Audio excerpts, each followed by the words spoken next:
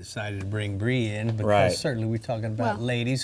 She's a very accomplished angler. And she will sound off if any of my tips aren't correct. So, I'm here to oversee and interject if I'm inspired. What's great about fishing, it's one of those sports where, your strength, your physical strength really doesn't have a whole lot to do with it in certain instances. If you're fighting a big giant tuna fish or a big grouper or something like that straight up and down, strength can come into it then. But, we have harnesses and stuff like that that can alleviate some of that problems for people with not as good upper body strength, and I consider myself one of these. So we're talking, a lot of these tips in here that I'm going to be speaking about are good for everyone, because I don't think that males have any kind of advantage when it comes to fishing, especially if they're fishing with good people who know how to alleviate some of those strength problems. So first thing is, even so that, we have some of these, you need a good harness, and always a good belt with a gimbal in it. It keeps the rod steady, which helps you a lot if you don't have a whole lot of strength. It keeps it from going all over the place, and you're not fighting the rod and reel versus the fish. So a good AFCO belt or a shoulder harness are a great thing to have. Now, I say all this stuff about about having the strength. Well, you're being able to adjust the drag pressure and whatnot. That also adjusts how much you have to pull. Right. So you can just let off. If you're having a hard time holding all that drag, and you're in a place where the fish can't get into a wreck or into the trees or something like that, you can lay off the drag a little bit and ease it up. And therefore, you're not fighting the drag so much. I think what Rick's about. What are we doing here? Are we showing how to fight?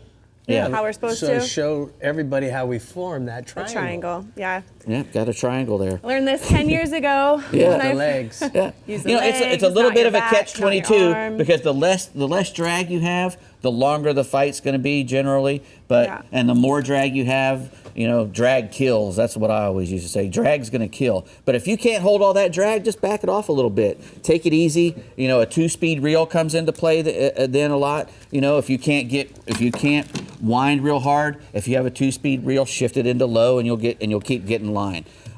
Casting takes practice for everyone. A lot of times ladies will have a problem because they didn't grow up casting like some of the little fellas did. So, just make sure you practice. Or you can start using, use some dead bait. If she hasn't mastered the art of casting, go use dead bait. All you have to do is usually just drop it or make a really short cast. And then that gets you to be able to make longer casts. So, using dead bait helps that way. Right. Don't yell when someone makes a mistake. There's nothing worse than yelling at anybody, but a female especially, a guy yelling at her, that's not going to work. Help. Nobody likes to be yelled at. I don't. And if you do find yourself getting excited and yelling, an immediate apology goes a long way. I found that out. I've been married 30 years, so I've apologized quite a bit. Don't be condescending, to the ladies. And if a guy is teaching you that is your husband, try to forget that he's your husband for a few minutes, because he's, my wife does not like to take. She don't like to be told by me, especially. She'll listen to some young, good-looking mate all day, but a lot of times she doesn't want to hear it from me. Celebrate her catches as if they're your own. That's good advice.